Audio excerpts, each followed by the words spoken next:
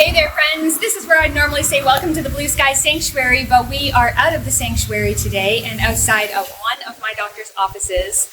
I'm going to take you on a tour through 5 of my experiences receiving healthcare in Mexico. I'm spanning from the best to the worst. Number 4 is the worst one, and then we end on a positive note with number 5. Before we get too far into this, I want to share on a personal note that I do have some healthcare issues. In case you're watching this thinking, well, it's easy for you to go to Mexico and take the gamble on your healthcare because you're young and healthy. But I have 1, scoliosis, which is a crooked spine, which creates a lot of tension in my body and a lot of headaches because my hips are off level, which makes your jaw go off level, which creates tension and migraines and all sorts of problems. And 2, I had endometriosis, which is a lady's problem, which is basically scar tissue growing on your reproductive organs inside your body. I've had surgery for that, and I have had a medical device put in me to mitigate that issue, and I have since dealt with that while I've been in Mexico, and I'm going to share more about how that went as we get further into this video. So let's start with appointment number 1. My appointment with my gynecologist. Don't worry guys, this doesn't get too graphic, but this is what happened inside. Okay, so I couldn't take you into the appointment with me, but now that I'm outside, I do want to tell you how it went. Basically, a number of weeks ago, I asked my doctor to send me for some tests because my energy's been low and I wanted to just know that my overall health was good. So she sent me to the clinic. I didn't even have to make an appointment. It's just a walk in, you fast for the night, and they did a blood test, which you're going to see later in this video. These are the results to that blood test, and my doctor just took close to an hour talking to me all about these results, also checking my blood pressure, checking my weight, and checking my overall health. And the feedback she gave me on these results was awesome. I really love her holistic approach. She's suggesting things like taking more omega-3s. She even, based on the acidity of my blood, said my protein's a bit high. And we talked about it enough back and forth that she was able to determine that it was actually the protein powder that I've been putting in my smoothies that my body is probably not digesting correctly. So I can continue to eat animal protein that is in its natural form, but she said, cut out that powdered protein. So that's really specific, and that's the kind of healthcare that I'm looking for. What is as important as that is the amount of time that she took with me, and she didn't make me feel rushed. She made me feel heard and understood and respected and cared for, and I just love her, honestly. She's a great doctor, and I come to her even for stuff that isn't gynecologically related, if that's a word, because she knows her stuff, and I really feel that she genuinely cares about me and wants to be healthy. On that note, I have seen some horror stories about women getting their IUDs removed up north in Canada, and I was really fearful to have mine out. This is the little device that they put in the uterus to prevent your body from creating scar tissue. I've had it in for 5 years, and she took it out for me. And it hurt for maybe 10 seconds, and then it was over, and the pain subsided significantly. And based on the stories that I've seen from people's experiences up north, I feel like I got it really, really easy. And I think a lot of that has to do with the comfort level with the doctor, the comfort level in the environment. And she had actually gone to do this for me before. Sorry, we're on a main road here. It's a little noisy. She had tried to do this for a bit before, but she stopped because of the pain that it was creating. And she advised me to use basically like an estrogen injection for a few weeks before we would try again. And she didn't proceed when it was painful, and only when it was comfortable enough for me did she proceed, which is another great thing to have in a doctor. My doctor here, my gynecologist, she does speak limited English, but enough that we can go back and forth. I have enough Spanish and she has enough English that I have total understanding of what she's saying. I know that's important for people if they're here and their Spanish isn't excellent. You need to understand what your doctor's saying. We have plenty of doctors in the area that I live who are fluent in English, and of course those doctors cost a little bit more to see, but overall any doctor's visit is generally under $50 US here. It's under 1,000 pesos. My gynecologist is 950 pesos per appointment, and that appointment can be a half hour long, or it might be an hour like this one was.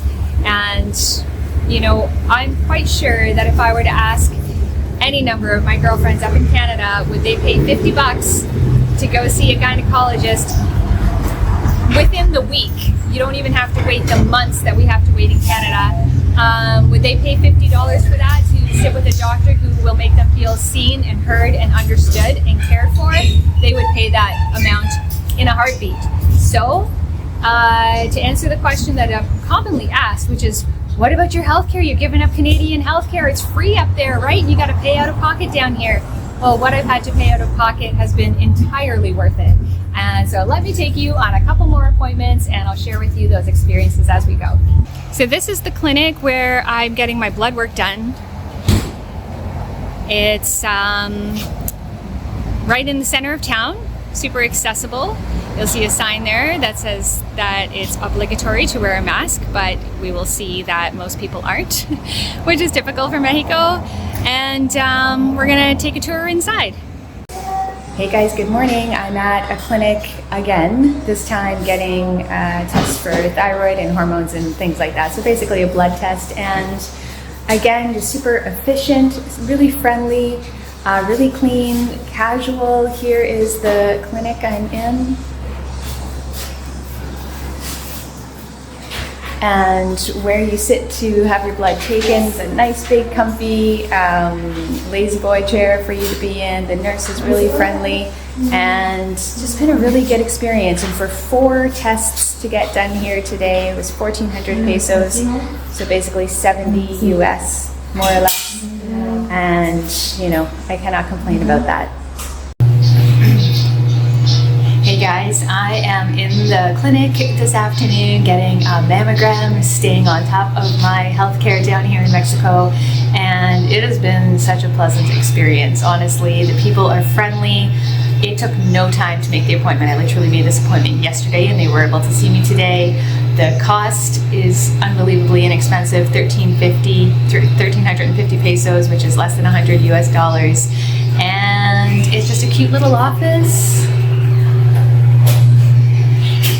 The gal that's taking care of me has been super friendly, and I'm really grateful for the healthcare here in Mexico.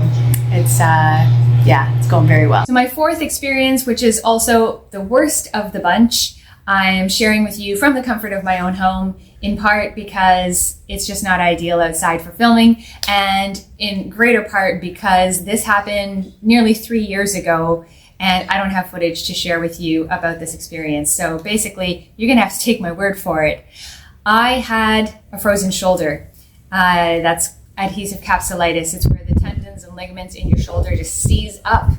It's kind of an autoimmune malfunction. And I'm pretty sure it happened because I was being a big part of building my first house here. I was working with cement and cinder blocks, and just way out of my league as far as the physical labor I was asking of myself. At the same time, I was really stressed, not eating well, not practicing yoga as I should have been, and doing the things I need to de-stress. And so basically my body reacted in a really strong way and kind of tried to immobilize me, which is what the shoulder does. You can't move it, and if you do, it's really painful. So I was looking for help, and I went to see a chiropractor in La Paz, an hour north of here. Generally, if you want extra special care from Todos Santos, you'll either go an hour south to Cabo or an hour north to La Paz and see specialists in either of those cities, because there's a lot to choose from. And I don't remember really how I came to find this chiropractor, but he misdiagnosed my shoulder, and he believed it was just out of alignment and needed an adjustment. And even still today, when I think of the adjustment he gave me, it's nearly traumatizing. I know that's a word that's kind of overused these days, but basically I was laying on my back. He put my arm across his leg and bent my elbow, and then just snapped it while it was frozen. As in, not frozen with injections, frozen from the adhesive capsulitis, what my body had already done.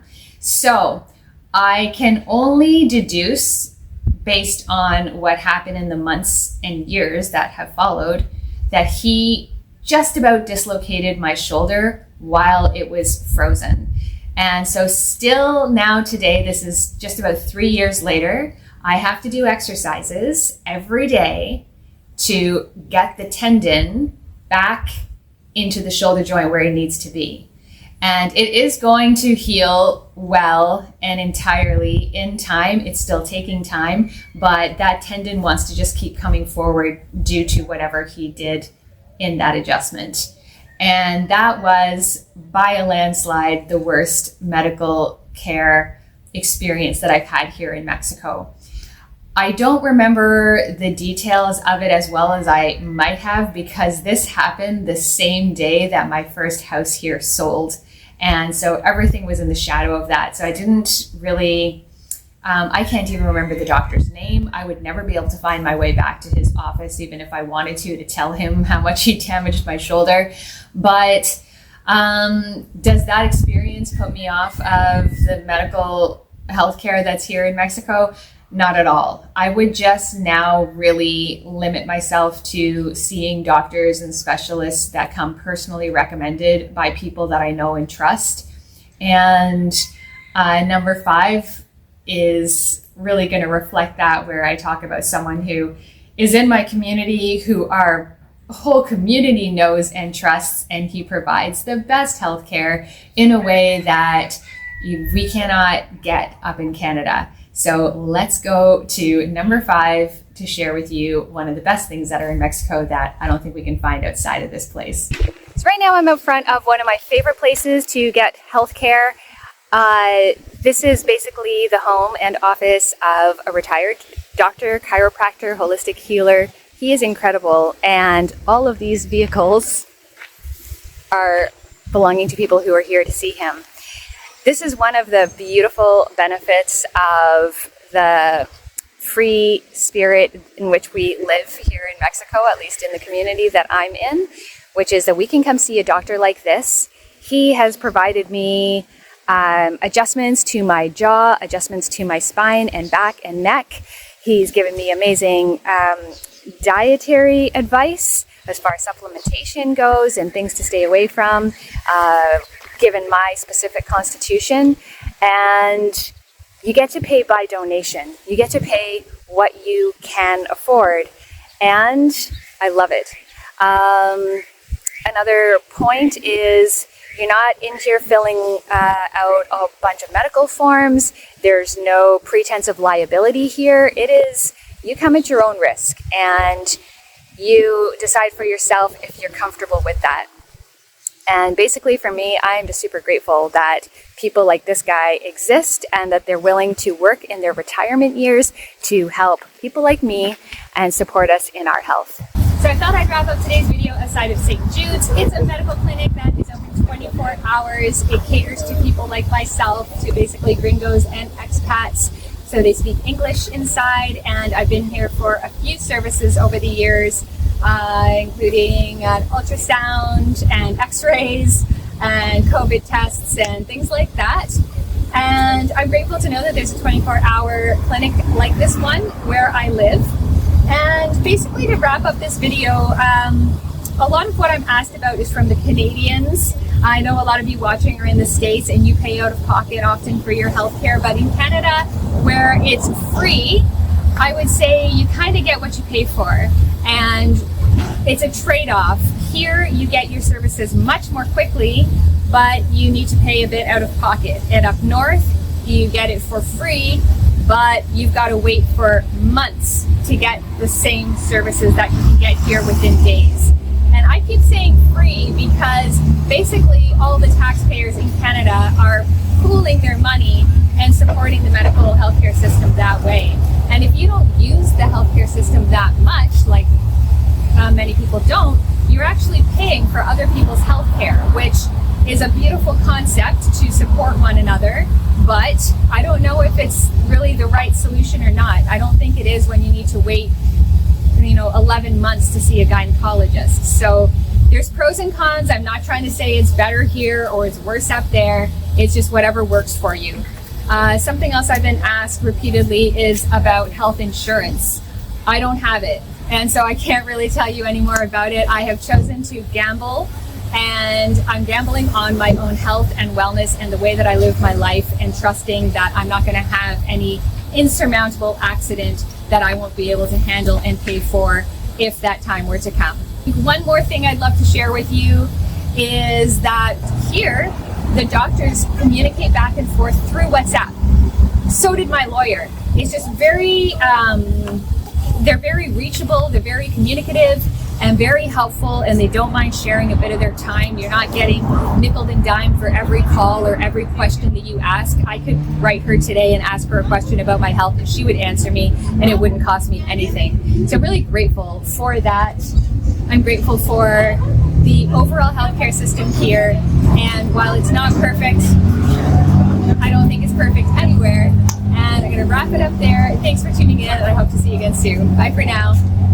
Well, before I close this out, I realized I'd be remiss to not mention the pharmacies down here. A lot of you probably know that the pharmacies here are a bit of a free-for-all. You can go in there and get what you need and what you want pretty easily without a prescription from a doctor. So right beside the clinic, we have two pharmacies. One is what you would consider like the name brands and the pricier option, and right beside it is what they call similares.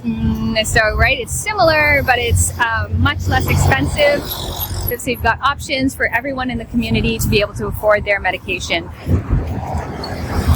This pharmacy also offers discounts on Mondays, and I've been in there on a Wednesday or something to get some medication, and they're like, oh, you win today's like 2 for 1, and just gave me an extra bottle of whatever I was buying that day.